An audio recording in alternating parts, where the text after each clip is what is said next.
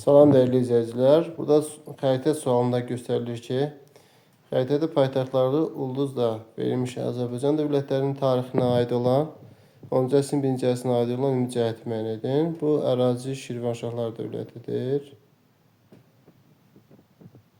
Digər isə deməli paytaxtı Ərdəbil isə 10-cu əsrə aid olan Sacilər dövləti olar. Çünki birinci yarısına aiddir. Sacilər də və Salarilər dövləti də ola bilər bu. Çünki 10-cu əsrin birinci yarısına həm Sacilər, həm də Salarilər dövləti daxil eləmək olar. Burada ki, birinci yarısına aid ümumi cəhəti müəyyən edin. Səlcuq dövlətinə qarşı ittifaq. Səlcuq dövləti o zaman hücum etməmişdi. Şərqi Gürcüstanı tabe etməsi olar. Məsələn, burada Şərqi Gürcüstana hücum etməsi ilə bağlı, Şərqi Gürcüstanın tabe edilməsi Slavyanların hücumu ilə bağlı, Slavyanların hücumuna məruz qalınması.